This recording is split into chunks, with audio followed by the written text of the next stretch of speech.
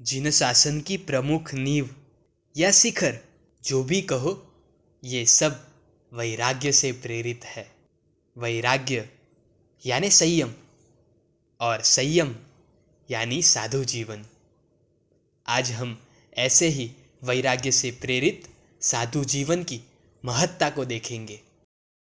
साधु जीवन यानी आत्मा की वीरता और सूरवीरता को निखार देना। साधु जीवन यानी आध्यात्म के द्वारा परमानंद को प्राप्त करना। साधु जीवन यानी सभी जीवों को हमारी ओर से अभयदान देना। साधु जीवन यानी सभी जीवों के प्रति मैत्री भाव रखना।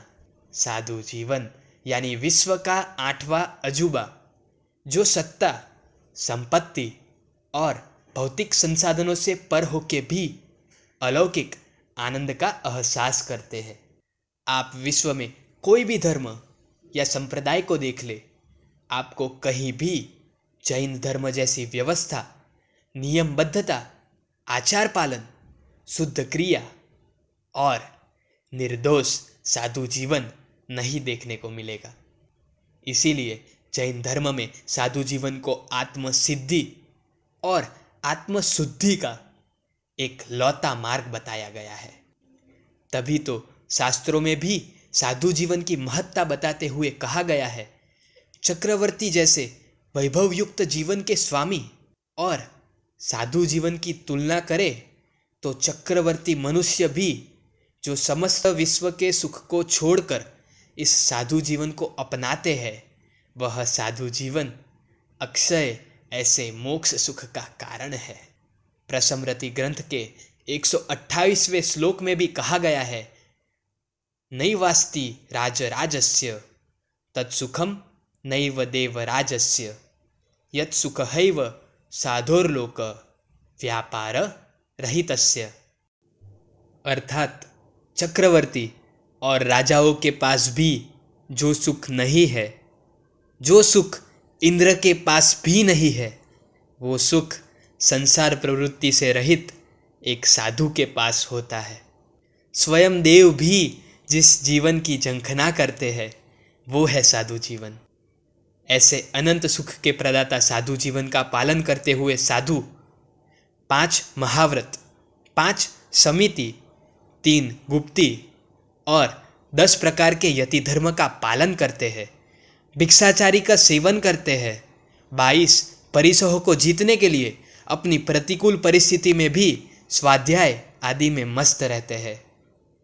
प्रायः दिन के 12-12 घंटे स्वाध्याय और 6 घंटे उसका आत्मानुसंधान रूप ध्यान साधना में लीन रह के अपने साधु जीवन को महकाते हैं। इससे बड़ी साधु जीवन की महत्ता क्या हो सकती है? मेरे शब्दों में कहूँ तो साधु जीवन यानी आपके जीवन के कोरे पन्नों पर स्वयं भगवान के हस्ताक्षर, जो शायद कभी दिखाई तो नहीं देते, लेकिन हर कोई उसको पढ़ सकता है। क्या आप इस हस्ताक्षर का मोल कर सकोगे? नहीं ना। बस यही है साधु जीवन की महत्ता। यह तो मात्र बात हुई साधु की परिभाषा, शास्त्रों की दृष्टि से साधु के महत्व और उनकी कुछ दैनिक चर्या की।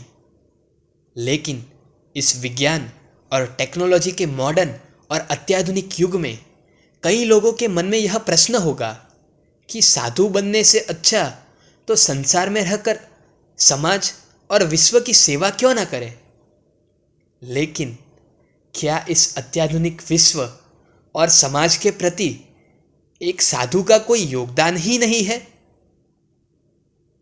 आज जहां विश्व ग्लोबल वार्मिंग, गरीबी, हिंसा, युद्ध, आतंकवाद, स्वास्थ्य व्यवस्था की कमी जैसी अनेकों समस्या का सामना कर रहा है, उसके सामने एक जैन साधु ही है जो इन सारी समस्याओं की गंभीरता को समझता है।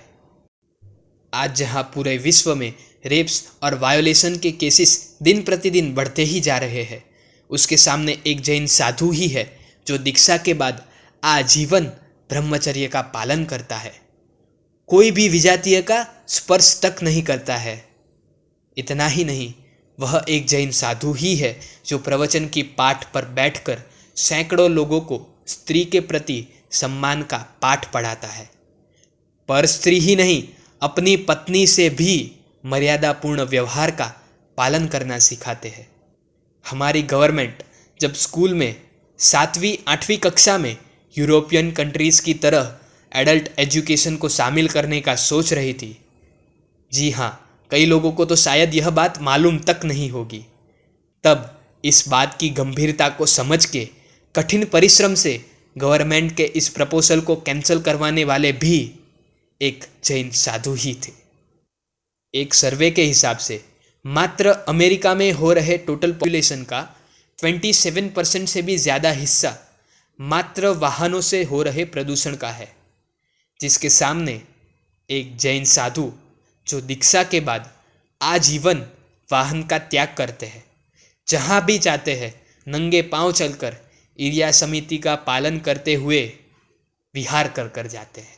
आजकल जहाँ यंगस्टर्स एंग्जाइटी और डिप्रेशन जैसी अनेक समस्या का शिकार है, वहाँ पे एक जैन साधु ही है जो साइकेट्रिस्ट से भी अच्छी तरह से इस यूथ के प्रॉब्लम्स को समझते हैं और प्रवचन, शिविर, यूथ सेशंस जैसे अलग अलग माध्यमों के द्वारा उन्हें मार्गदर्शन भी देते हैं। साधु भगवान की वाणी से प्रेरित होकर ही आज कई पांजरापोल, गौशाला, हॉस्पिटल्स वगैरह का सुंदर संचालन हो रहा है। सही में इस पंचम काल में जो इंसान साधु बने वो महान है। यदि संक्षिप्त में एक जैन साधु के जीवन की महक को दर्शाना हो तो कह सकते हैं, ना इलेक्ट्रिसिटी, ना धन संपत्ति, ना ही चप्पल, ना कोई गाइड, जैन साधु तो चलते भले। ना ही कार, ना मोबाइल फ़ोन, ना कोई ईर्ष्या, ना कोई लोभ, जैन साधु तो प्रसन्न ही रहे।